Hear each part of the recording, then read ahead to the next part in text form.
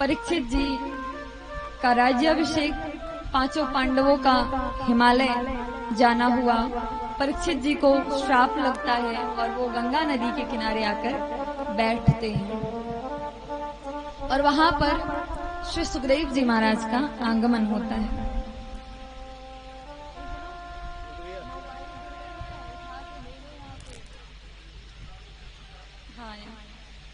तो हमारे श्री सुखदेव जी महाराज का आगमन हो गया है और श्री परीक्षित जी महाराज ने उनको दंडवत प्रणाम करके, वंदन प्रणाम करके और उनको उच्च आसन पर बिठाया और उच्च आसन बिठाकर उन्होंने प्रश्न किया कि हे प्रभु, हे संत भगवान। उन्होंने ये नहीं कहा कि मेरी मृत्यु 7 दिवसों में होने वाली, आप मुझे बताइए उपाय कि क्या करूं मैं। उन्होंने प्रश्न किया कि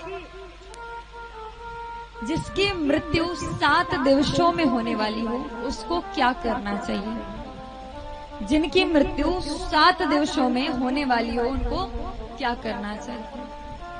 7 दिवस कौन कौन से?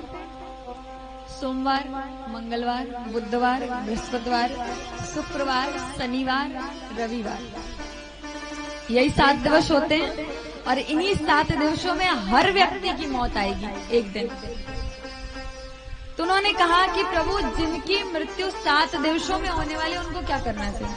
उन्होंने ये नहीं कहा कि मेरी होने वाली मुझे बताइए। यही होता है संत में, साधु में और एक साधारण व्यक्ति में अंतर। वो लोक हित चाहते हैं। तब श्री सुखदेव जी महाराज ने कहा, वर्यानेशते प्रश्न कृतो लोकहितं नृप आत्मवित् सम्मत पुंसां श्रोतव्या दिशया परा। कि जिसकी मृत्यु 7 दिवस में होने वाली है उसको क्या करना चाहिए। श्री सुखदेव जी महाराज ने कहा कि जिसकी मृत्यु 7 दिवस में होने वाली है उसको क्या करना चाहिए। तस्मात् भारत सर्वात्मा भगवानीश्वरो हरि श्रोतव्यस्य कीर्तितव्यस्य स्मर्तव्यस्य चेतता भयम्। क्या करना चाहिए। श्रोतव्यस्य सुनना चाहिए और कीर्तव्यस्य कीर्तन करना चाहिए और उसका स्मरण करना चाहिए, कीर्तन करना चाहिए, लोगों को सुनाना चाहिए और अपने हृदय में भगवान को धारण करना चाहिए। कैसे कहते हैं, श्वास श्वास पर कृष्ण भजी वृथा श्वास जन खो ना जाने या श्वास की आवन हो न हो। कि पता नहीं है कि इस सांस का आना दोबारा होगा कि नहीं होगा। कल मैंने कहा था ना कि आया है सो जाएगा, राजा रंक फकीर। हर व्यक्ति जाएगा, राजा हो, रंक हो, फकीर हो। कोई सिंहासन चढ़ चला, कोई तो चला गया, कोई बंधा जंजीर, कोई जंजीर में बंधा हुआ है। कब जंजीर खींच ली जाए ये हमें नहीं पता है। इसलिए कहा गया है कि श्वास श्वास पर कृष्ण भजो वृथा श्वास जन खो ना जाने या श्वास की आवन हो न हो। पता नहीं है कि श्वास दोबारा आएगा नहीं कि नहीं आएगा। इसलिए हर श्वास पर गोविंद का नाम लीजिए। तो बहुत सारे लोग कहते हैं कि प्रभु कैसे ले, बड़ा काम है। संसार में बहुत काम होता है, घर द्वार का काम, संसार का काम, बिजनेस कर रहे हैं तो बिजनेस का बड़ा सारा काम, अगर पढ़ा रहे हैं तो टीचर हैं तो उसका काम, अगर बच्चे हैं तो पढ़ाई का इतना सारा वो। तो बड़ा सुंदर कहा है कि कर से कर्म करहु विधि नाना, मन राखो जहाँ कृपा निधाना। कर से कर्म करहु विधि नाना, मन राखो जहाँ कृपा निधाना।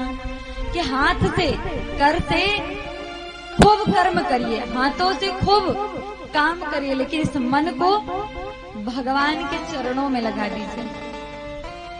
तो किसी भक्त ने कहा संत भगवान के पास जाकर कि प्रभु, कि आप कहो कि पुष्प चढ़ा दो तो ये तो मुमकिन है कि मैं पुष्प लाकर चढ़ा दूं, आप कहो तो वस्त्र चढ़ा दो, ये भी मुमकिन है मैं ये लाकर चढ़ा दूं, आप कहो कि सांसारिक वस्तु चढ़ा दो, मैं चढ़ा सकता हूँ, लेकिन आप कहते हो कि मन चढ़ा दो, ये बड़ा मुश्किल है। क्योंकि ये मन इस पल में यहाँ पर और अगले क्षण कहाँ चला जाए कुछ पता नहीं। मन को स्थिर करने के लिए क्या करें? तो हमारे परीक्षित जी ने जब ये पूछा कि हे श्री सुखदेव भगवान, कि मन को स्थिर करने के लिए क्या करें, तब श्री सुखदेव जी महाराज ने कहा क्या? जितास्वनो जित श्वासो जित संगो जितेन्द्रिया, स्थूलो भगवते रूपे मनः संहारेद्य। क्या करना है? जितास्वनो, आसन पर विजय प्राप्त करिए। जितास्वनो, आसन पर विजय अर्थात एक स्थिति में बैठे रहने का प्रयास करिए। जैसे पालथी मोड़कर बैठा जाता है, ऐसे बैठ सकते हो तो ऐसे बैठने का प्रयास करो। जिस हिसाब से आप एक अवस्था में काफी समय तक बैठे रह सकते हो, इसका प्रयास करिए। जितास्वनो जित श्वासो, श्वास पर विजय प्राप्त करिए। क्यों? कहीं ऐसा ना हो कि भगवान का नाम लेने में श्वास बाधा बन जाए। जित संगो, संगत पर विजय प्राप्त करिए, क्योंकि जैसी आपकी संगति होगी आप वैसे ही बन जाओगे। अगर आपकी संगति सत्संग करने वालों के साथ है तो आप ना चाहते हुए भी सत्संग करोगे, और जुआ खेलने वाले के साथ है फिर तो ना चाहते हुए भी जुआ खेलोगे। अगर गालियां देने वालों के साथ है फिर ना चाहते हुए भी मुख से गाली निकल जाएगी। इसलिए कहा कि जित संगो, जितास्वनो जित श्वासो जित संगो जितेन्द्रिय, कि अपनी जो 5 इंद्रिय हैं ना, इन पर विजय प्राप्त करो। पांचों इंद्रियों पर विजय प्राप्त करो। फिर क्या होगा? स्थूले भगवते रूपे मनः संधारेद्य। इतना कर लोगे तो ये मन स्थिर हो जाएगा, मन को साध लोगे आप, और उसके बाद भगवान का भजन करने में आपको दिक्कत नहीं होगी। और इतना सब करने के लिए क्या करना पड़ेगा? आपको सबसे पहले अपनी जो दिनचर्या है वो सुधारनी पड़ेगी। दिनचर्या कैसी? कि जब सुबह उठे, सुबह जब उठे तो जब नेत्र खुले तो सबसे पहले ऐसे दोनों हाथों को से रब करके और ऐसे खोल के और उनका दर्शन करें। और क्या बोले? क्राग्रे वस्ते लक्ष्मी कर्माधे सरस्वती, करमूले तु गोविंदम, प्रभाते कर दर्शनम। सुबह सुबह उठे और अपने कर कमलों का दर्शन करें और ये पाठ करें कि क्राग्रे वस्ते लक्ष्मी कर मध्ये सरस्वती और कर मूले तो गोविंदम प्रभाते कर दर्शनम। कि हे प्रभु, मैं आपके दर्शन करता हूँ, आपको प्रणाम करता हूँ, आपको वंदन करता हूँ। और उसके बाद जो आपके शयन करने का जो बिस्तर होता है ना, उससे पांव नीचे रखने से पूर्व, पृथ्वी पे रखने से पूर्व पृथ्वी माता को प्रणाम करें और क्षमा याचना करें कि हे माँ, हम ना चाहते हुए भी आपके ऊपर इतना गंदगी, इतना अत्याचार करते हैं, दिन भर आपके ऊपर चलते फिरते हैं, तो इसलिए हे माँ, उसके लिए हम क्षमा प्रार्थी हैं। पादर्श अर्शम क्षमस्व में कि चरण स्पर्श करके क्षमा याचना कर लें। उसके बाद आपके घर में जो बड़े बुजुर्ग हों उनको प्रणाम करें। अच्छा, एक बात और, अगर आप इस बात में हो, अच्छा क्या कहेंगे, तो क्या कहेंगे, लोग क्या कहेंगे, अगर ये भी आप ही सोच लोगे तो फिर लोग क्या कहेंगे।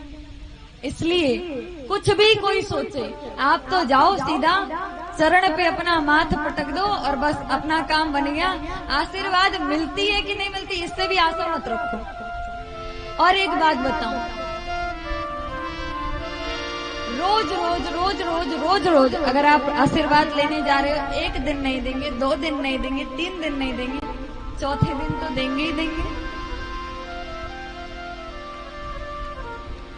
कहते ना, रस्सी को खींचते खींचते पत्थर पर निशान पड़ सकता है, तो इंसान तो फिर इंसान ही है। अपने बड़े बुजुर्गों का जाकर चरण स्पर्श करें, अपना नित्य नियम पूजन वंदन 10 मिनट का पूजन करें, लेकिन सुबह करें ही करें। चाहे आप 10 मिनट का मेडिटेशन कर सकते हैं, ध्यान कर सकते हैं, 10 मिनट ठाकुर जी का, अगर ज्यादा कुछ नहीं हो रहा है तो एक कोई भी भजन जो आपको याद हो। हनुमान चालीसा 2 मिनट लगता है पढ़ने में, 2 मिनट हनुमान चालीसा का पाठ कर लीजिए। कुछ नहीं तो जो आपको सुंदर लगे भजन वो गा लीजिए। और सच में इतना करने के बाद आपका पूरा दिन इतना अच्छा बीतेगा कि आप खुद अनुभव करोगे कि कल दोबारा ये करेंगे ही करेंगे। तो कितने लोग यहाँ पर जो ये सब कल करके आएंगे, और फिर मैं पूछूंगी हाथ खड़े करना। हाँ, आज कौन कौन ने ये सब किया है, हाथ खड़े करना। क्या बात है, कल सभी करके आएंगे अपने घर से, ठीक है। कल मैं पूछूंगी तो ठाकुर जी का नाम संकीर्तन, ठाकुर जी के नाम का भजन करने से ये जो मन है वो ठाकुर के चरणों में लगेगा।